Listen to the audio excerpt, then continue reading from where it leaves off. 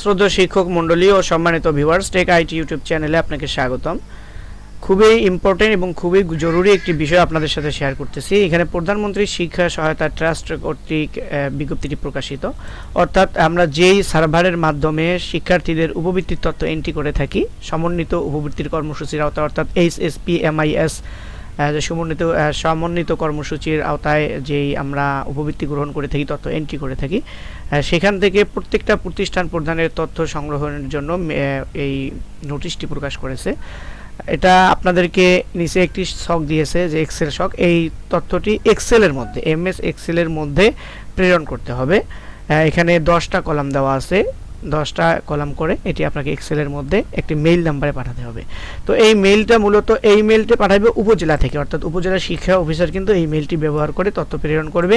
উপজেলার আওতাধীন যতগুলো শিক্ষা প্রতিষ্ঠান আছে সকল শিক্ষা প্রতিষ্ঠানের তথ্য তিনি একসাথে প্রেরণ করবেন।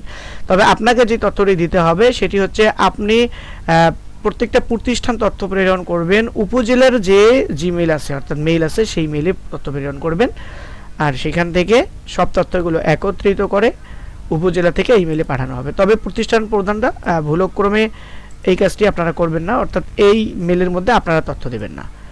এই মেইলটা শুধুমাত্র উপজেলা থেকে এই মেইলে পাঠানো হবে। তো আপনারা কিভাবে প্রেরণ করবেন সেই প্রসেসটি আমি দেখিয়ে দিচ্ছি। আর এখানে যে MS এক্সেল আছে এইটির লিঙ্ক আমি আপনারা দিয়ে দেবো ডাউনলোড করার জন্য। এটি অলরেডি তৈরি করা আছে, এই যে এখানে তৈরি করা আছে। আপনারা শুধু তথ্যগুলো লিখে দিয়ে এটা প্রেরণ করতে পারবেন। এখানে হেড অফ ইনস্টিটিউট ইনফরমেশন দেওয়ার পরে এখানে ডিভিশন অর্থাৎ বিভাগ, জেলা, উপজেলা, প্রতিষ্ঠানের ইন নাম্বার, এখানে প্রতিষ্ঠানের নাম, তারপরে নেম অফ ইনস্টিটিউট হেডমাস্টার, এখানে প্রধান শিক্ষকের নাম দিবেন, প্রধান শিক্ষকের NID দিবেন, প্রধান শিক্ষকের মোবাইল নাম্বার, যেই মোবাইল নাম্বারটি প্রধান শিক্ষকের NID দিয়ে রেজিস্টার করা। তারপরে এখানে রিমার্ক 10টা কলাম আছে, 10টা কলাম দিয়ে স্কেলটি তৈরি করা আছে এক্সেল। তো এক্সেলটি আপনারা কীভাবে ডাউনলোড করবেন সেটা আমি বলে দিচ্ছি।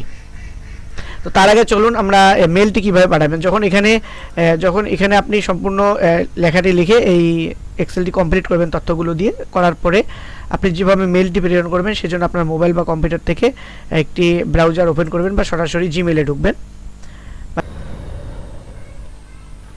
তো এটি পাঠানোর নিয়ম, যেভাবে আপনি মেলটি পাঠাবেন, মেলটি পাঠানোর জন্য আপনি জিমেইলে আসবেন, অর্থাৎ একটা জিমেইল ওপেন করে এখানে যে কম্পোজ আছে কম্পোজে একটি ক্লিক করে দেবেন।